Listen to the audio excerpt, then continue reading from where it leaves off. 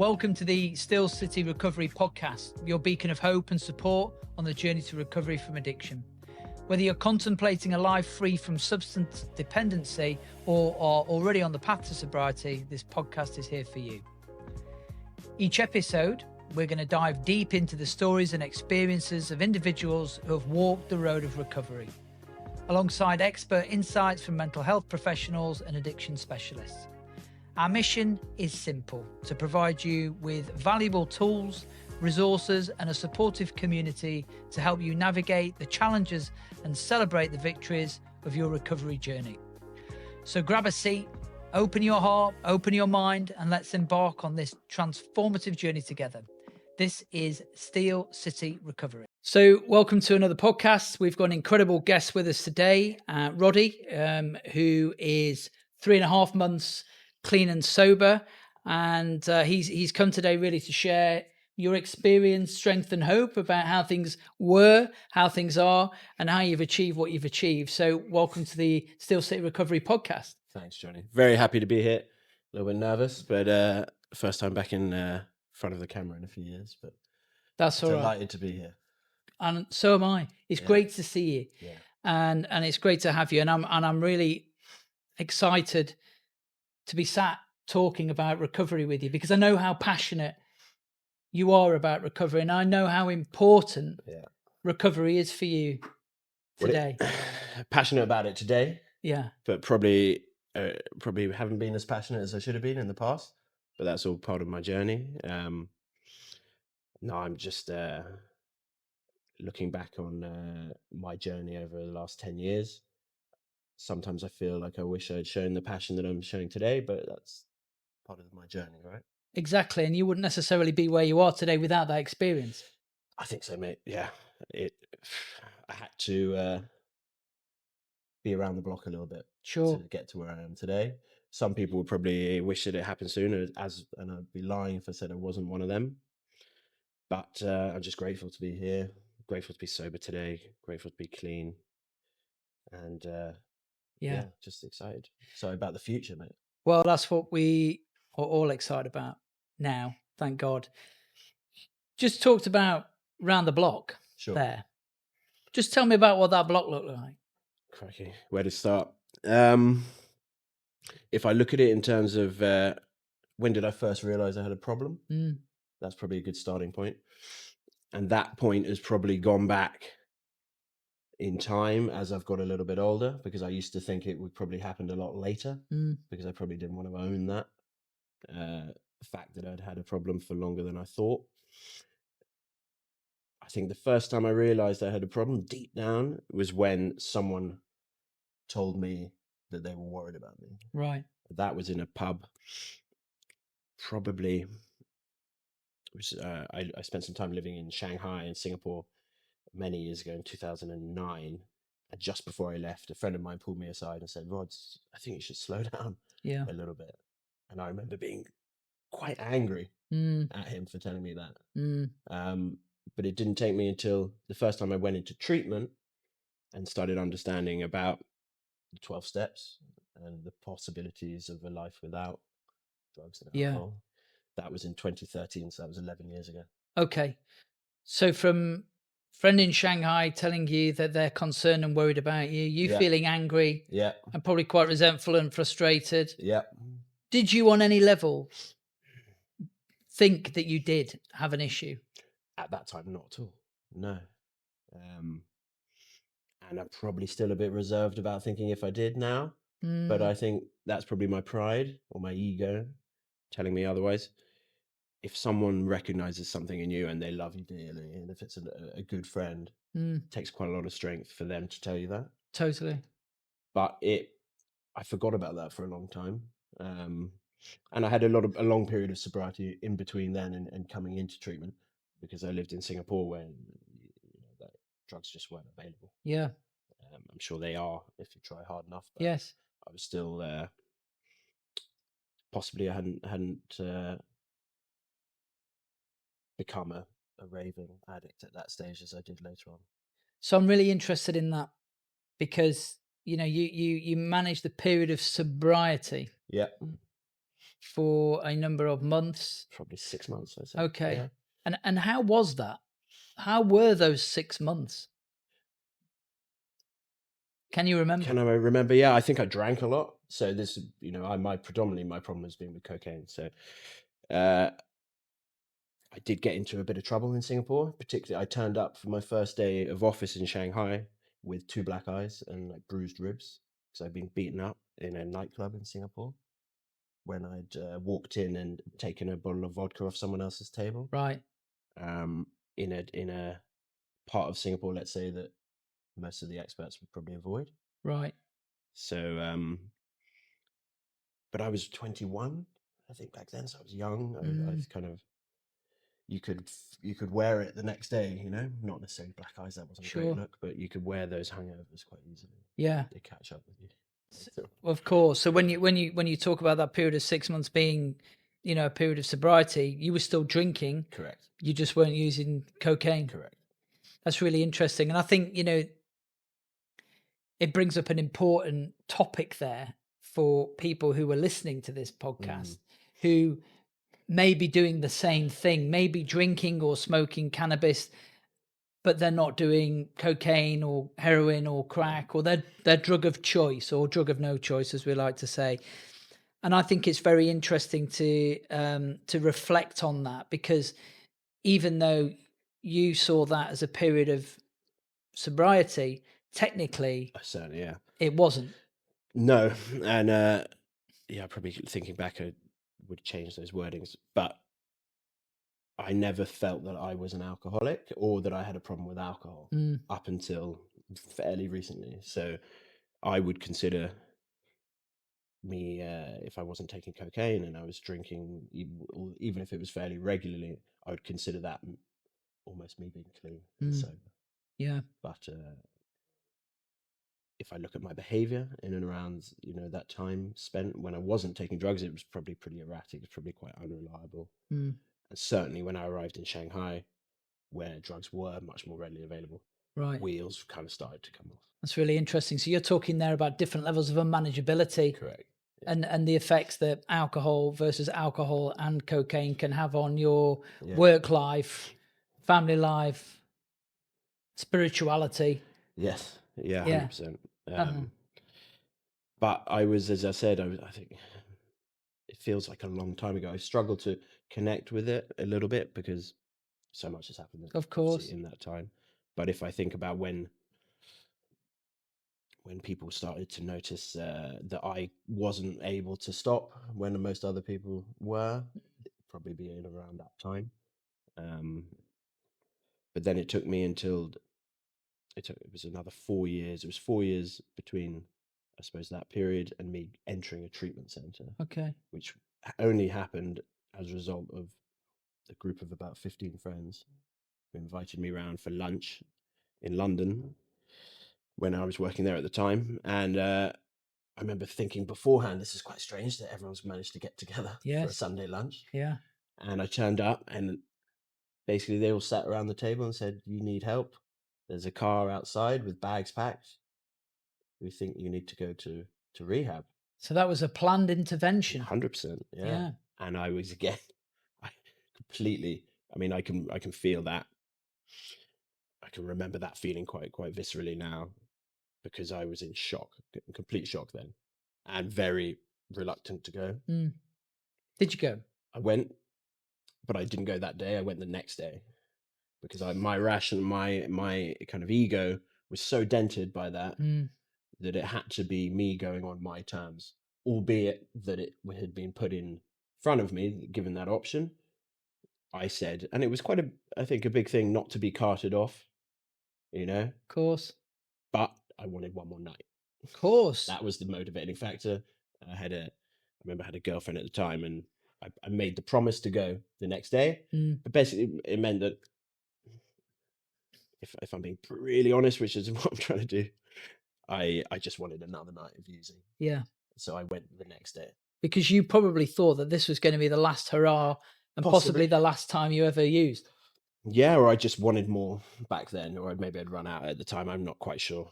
I didn't know what was coming. I was quite scared. a little bit hurt as well. I felt a bit betrayed in some way. Yes. Yeah. But I was willing. I realized I had a problem because my life had become very unmanageable back then, even though I still had a job. But I was still relatively young. How old were you at this time? 26. Right. Okay. Yeah. Yeah. So, crikey, yeah. No, I think I was 27. So, so they carted me off. I went to a place called, I can say where I went. Of course. Yeah. It was called Promise Clinics, which has got quite a good reputation, I think, in the sort of recovery field. And I spent 28 days there. Did a typical 28-day stint. But I think if I look, and I attended some 12-step meetings, and whenever I put my mind to something, Johnny, I usually go pretty all in, and so I gave it everything I could at the time. But it was quite a big shock to me to understand that to be told that I was a drug addict, or that I had to call myself a drug addict in the meetings. I didn't like that at all. No. But what it did introduce me to was a form of therapy. And I started to open up more about some of the challenges or issues I'd had growing up. So for me, it was a really important moment in my life because it went from "How you doing, mate?" and "I'm fine" to well, maybe I'm actually not okay. They can be very challenging environments, can't they? Rehabs. I mean, if you think about the freedom that we exercise, or the freedom we thought we were exercising when we were out doing our thing, versus the confines of a rehab, where we don't feel that we have any control, and we're feeling true powerlessness. There's a direct correlation there between powerlessness in the sense of not being able to control the urge and thoughts for drink and drugs, versus the powerlessness. Well, I'm stuck here now. This is my life. Yeah, completely. I think I was quite scared. I cried a lot. I opened up a lot. Well, I had a lot. I opened up. Actually, is probably the right way of saying it, because before I was quite a closed book when it came to trying to be emotionally connected to anybody. And I still struggle with that today. Sure. But it was a big eye opener. But it didn't work. And about 3 months later, I was back there for another 28 days. And it's a long time ago, but I think I got it a little bit more that next time. And I did maintain quite a long period of sobriety, about 3 months. Yeah. Until that came crashing down. And I can remember that quite vividly because that was January the 1st, 2014. And, I had an incident in my personal life, which was quite upsetting, and broke up with a girlfriend. And then I was straight back out. And I actually, between that time and the next time I went into treatment, was nearly 4 years. Right. And how were those 4 years?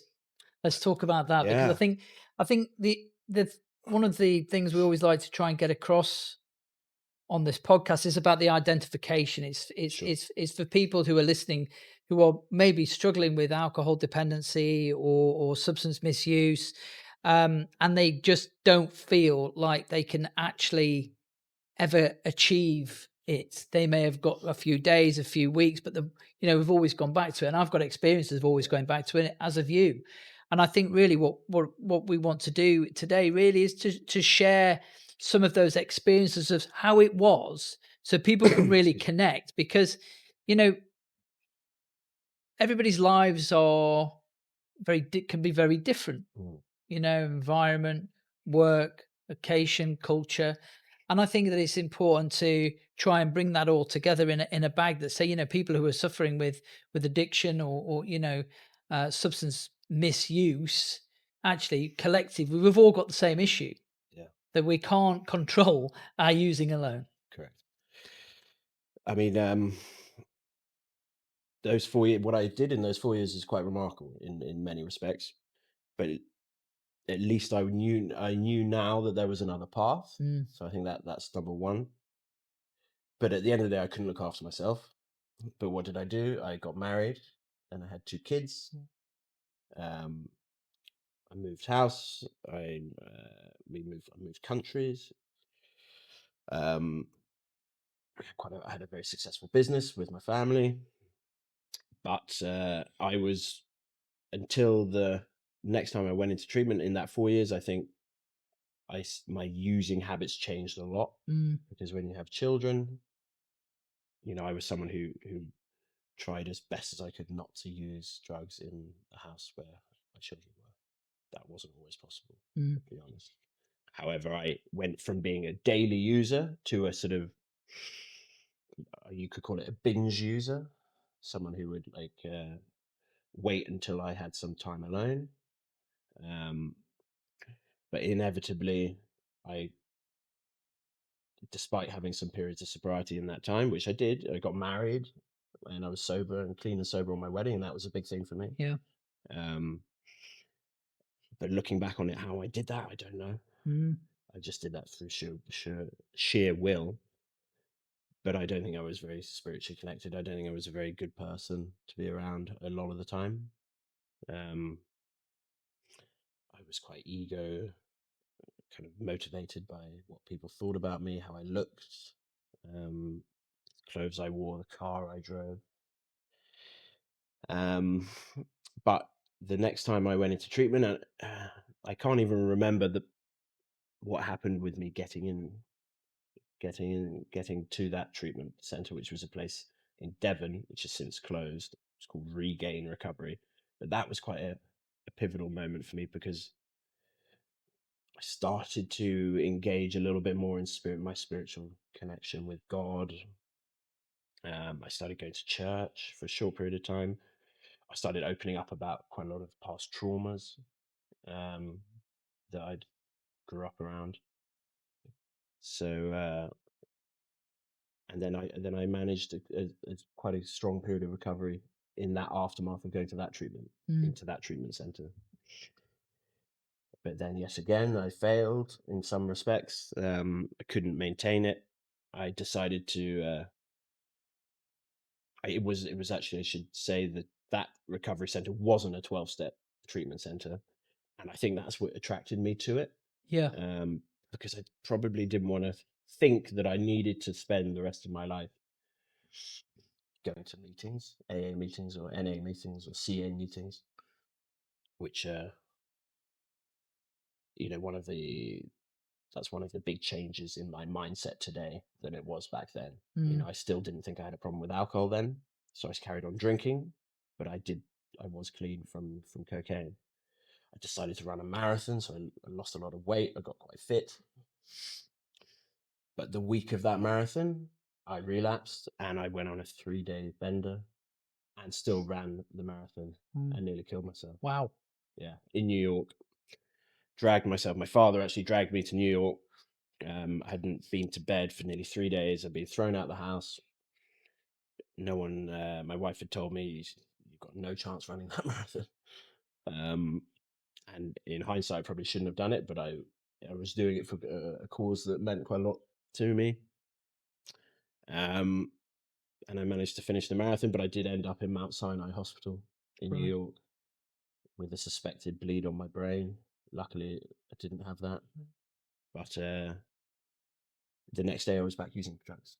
So that gives you an idea just how the complete insanity of this illness or disease, that I essentially put my body through such an ordeal that the following day, after spending a few hours in hospital being really quite scared,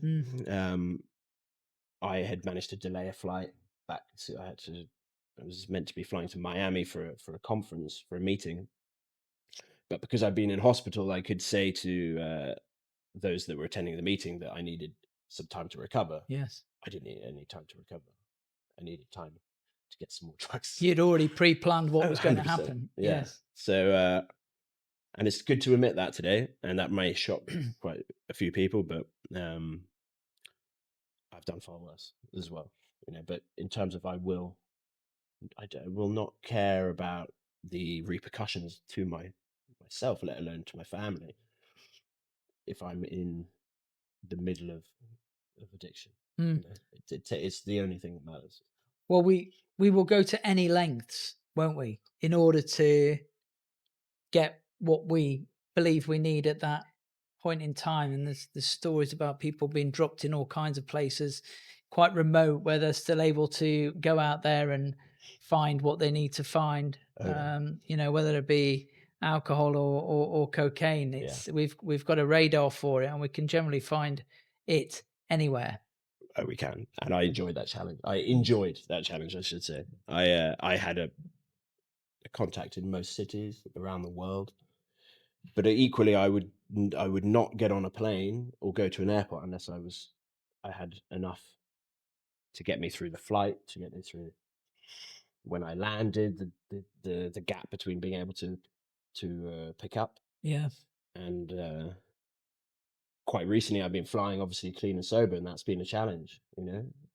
But I think it excited me going through airports with drugs. It excited me going to strange places and trying to find drugs. But ultimately, I needed them because I couldn't really get through those days without them.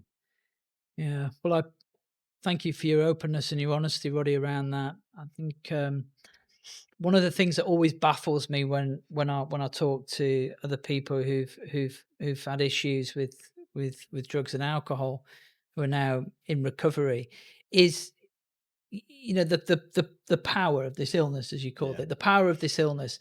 And one of the things that I find quite incredible is that even though those people around us can see that we are not how we should be, Correct. but still for some reason we're able to rationalize and justify, cajole, manipulate, and get those people to believe that this time is different. Yep.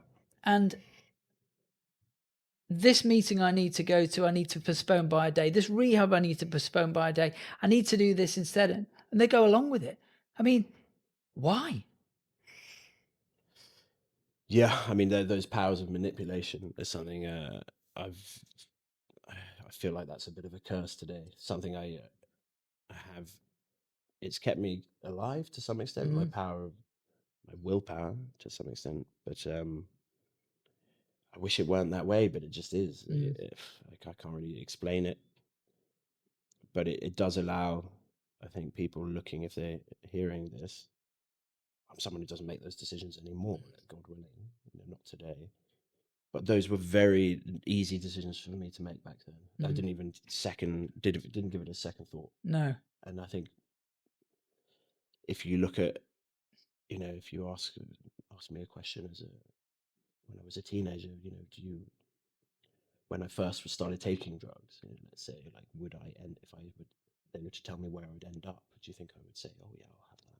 That sounds like a nice place to be in. Certainly not. So, I suppose it can allow me to understand that this isn't a disease, or that this is an illness. Absolutely. Because I like to think I'm quite an intelligent person, but these are not intelligent decisions that I made. No, I understand that, and I think that we did not wake up one morning and think, I tell you what, I fancy being an addict. Yeah. That looks like a really good, healthy career choice with lots of options and something that I can be very proud of. And I think, when I share that with people, that can be the moment that they go, I see. So it's not a choice. It's not a moral issue. It's not a lack of willpower. No. I mean, it's recognized by the World Health Organization as a disease. Correct. And I think it's really important for people to understand that, because the battle every day that we have to go through when we're locked in the cycle of addiction, it's painful. It's intolerable. Yeah. But part of me, when I look at my journey then to where I am today, I think I was in so much pain, actually, when I thought that people had kind of given up on me, or they didn't love me. I thought that people wanted me dead. I started going into quite severe levels of psychosis when I started using cocaine. as they say in recovery, things just got worse and worse and worse. And in 2020, so in COVID, when I wasn't then able to fly for my job, which took me to China and Africa and South America, all these amazing places, when everyone was grounded, so to speak, I had to deal with life at home, and part of I was keeping my family together, just on a shoestring. Is that the right word? Shoestring. And when I actually had to spend time with them consecutively, I struggled. So during COVID in April 2020, I needed, people realized I needed help again. And when I look at all these different rehabs I've gone to, it can feel quite embarrassing. It can feel a little bit, I wish I'd got it a bit sooner. But and I was given unbelievable support and patience from my family. Probably didn't deserve it to some level. And I know that caused a lot of issues as well inside my family. But I managed to, was supported enough to get into treatment again. And I had a period in 2020 of going to 3 different treatment centres, and then finally into a secondary treatment centre in London. And I had some level of sobriety. I was clean of alcohol as well, so I was clean and sober for nearly 3 months. But I was living in a secondary kind of residential treatment centre in London, where all sorts of other distractions then came into focus, let's say. And it didn't last again. And the journey between that time and where we are today is close to 4 years, up until quite a pivotal moment, which was, I think, a Friday night when I found Montrose. And I remember still to this day the phone call I made to you. When luckily, I think I realized that I needed to make some serious changes, that I was in a really, really dark place. I don't think I would be here today if I hadn't made that phone call. I'd left the family home. I was living, let's say, I don't know if you could say living. I was sleeping on someone's sofa in London, who had given me a kind of unlimited supply of funds, so I was able to continue using money and with promises to pay these people back. I was taking a whole cocktail of different drugs, staying up for long periods of time. I really wanted to die, actually, and I thought that everyone else wanted me to die, which was the madness. It was as bad as low as I could go, and that was 3.5 months ago. Yeah.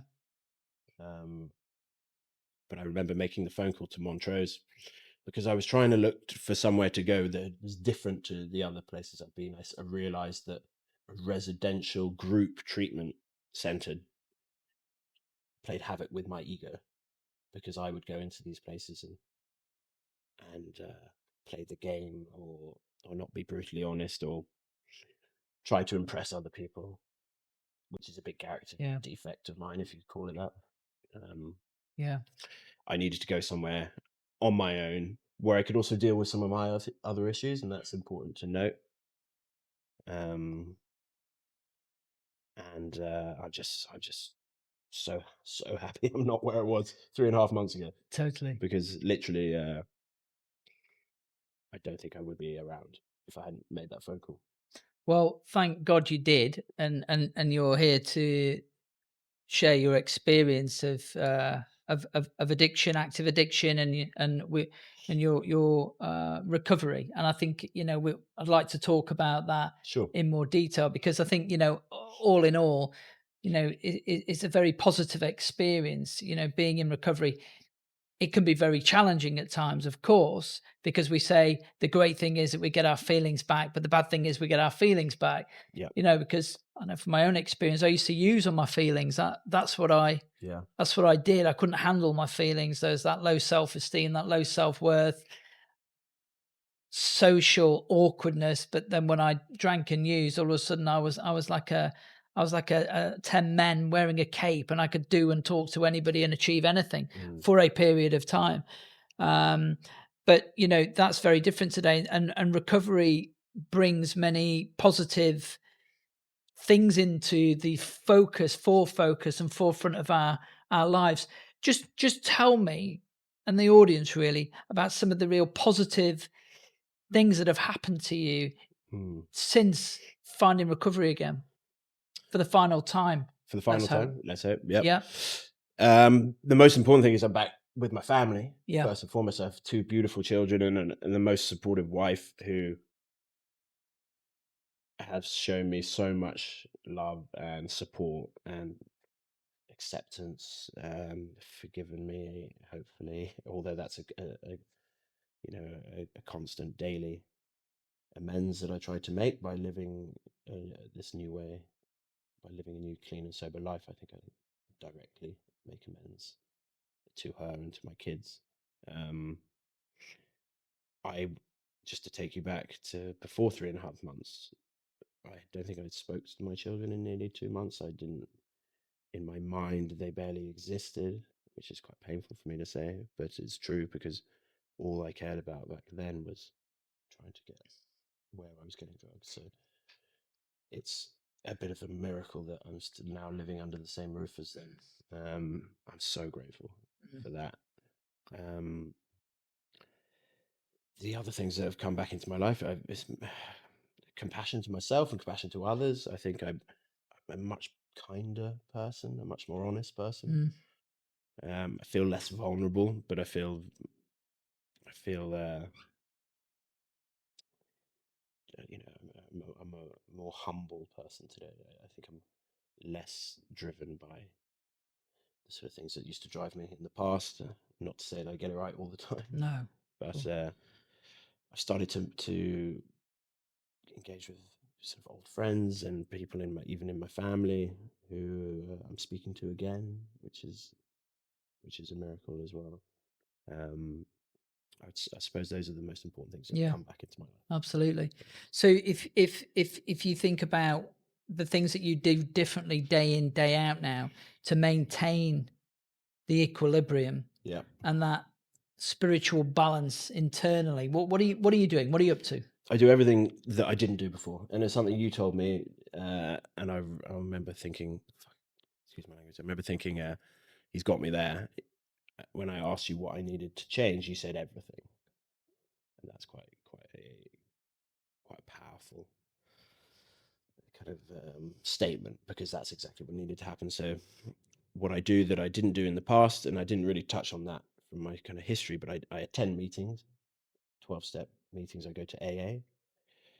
I do a daily gratitude list, which is a huge part of my day. So I don't get it right all the time, but I try to do it first thing in the morning.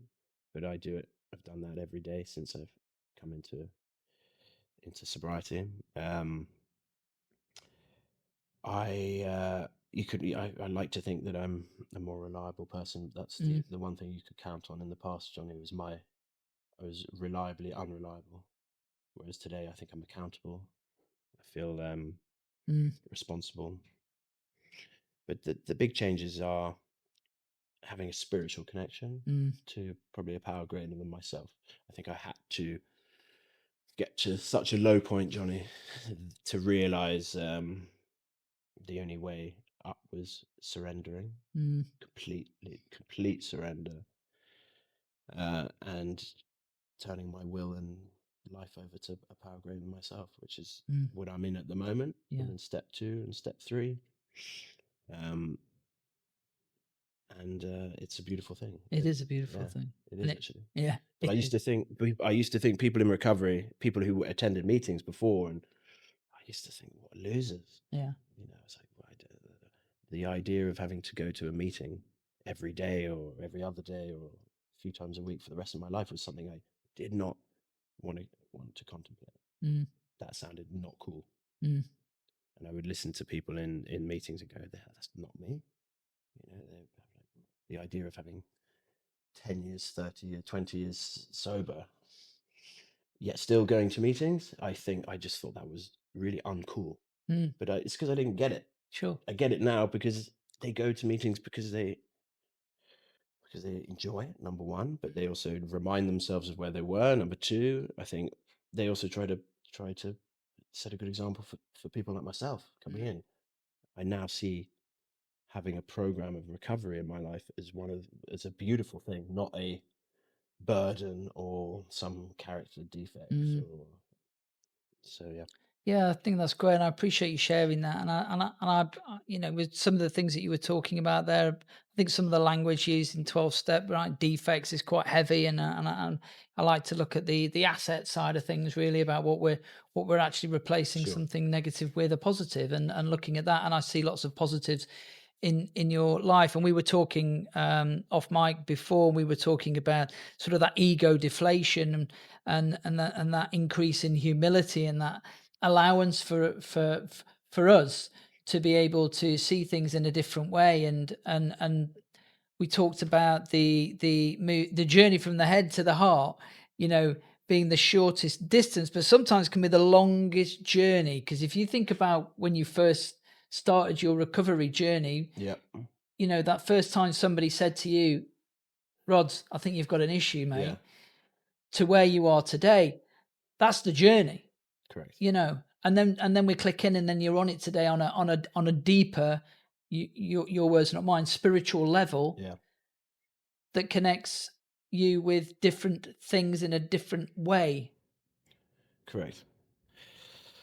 Yeah, that ego deflation is not easy as well. It's that part of my old self, let's if I want to call it that, is suffering right now because I've put down one thing, right? I've put down the drugs and the alcohol, but yet I still have these behaviors that I've so used to essentially for so long. That was behaviors in so many different areas of my life, but being, as you said, much more humble. Mm. Um, and less concerned about how other people think of me. Now I have a little bit more kind of temperance, a bit more understanding of what it of addiction and of the reasons I behave like that was essentially just my only goal each day was either trying to get drugs or alcohol or was to try and get through that day. And my spiritual self was I was bankrupt. I didn't care about what I was doing to myself and my family because I didn't realize particularly in those final moments. Now that I can look back and see that behavior, it's absolutely insane. So the gratitude area of recovery is massive for me because I don't think I could ever be more grateful to so many people, including yourself. And there's a reason I come up to Sheffield every week. It's because it means a lot to me, this part of the world, and because I get to see the people who've helped me, and perhaps I can help other people whilst I'm here. Yeah. Well, that's it. And that's awesome. And I feel that. I Yeah, feel that. And I see the effort that you're putting into your recovery. It's palpable. It really is. But as we come to the end of this episode today, final words from you, really, in terms of speaking from the heart to somebody yeah, who's the old you, who's desperately looking for a way out, but just doesn't know. You know, we've got to give them some hope. for sure. Oh, there's so Yeah. much. Yeah, if anyone's struggling or listening to this, thinking they may have a problem, there are there are people here, or I'm someone who's hopefully started to turn my life around. It can be done. It's not. It's very difficult. But there are people who want to help. There's a whole network of rooms and meetings all around the world. Right, it's an incredible thing. Um, in my opinion, the 12-step option. But for me, I have a fear of going back to where I was. I really don't want to go back there because I was really quite unwell and quite scared. And I felt, but I had enough. I had just about enough hope to make that phone call to yourself. So pick up the phone, speak to your friends, to just try to be honest. That's the big thing. Yeah. Because it just doesn't serve you.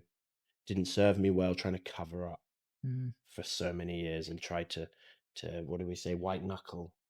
I spent a long time fighting, thinking that I knew better. Sure. And I had to surrender and realize that I don't. And that's okay to do. I don't mind it. I am not the best human that's ever lived, as much as I like to think I am. But you're a beautiful soul. Cheers, buddy. And you've got a strong message and you've got a good recovery and you want to help people. And I mean, ultimately, that's what this is all about. Yeah. Is paying it forward. For sure. In some way. And I am sure this podcast is one of those steps in that direction to helping other people. Who knows? But thanks very much, mate. Yeah. It's been a pleasure. Thank you.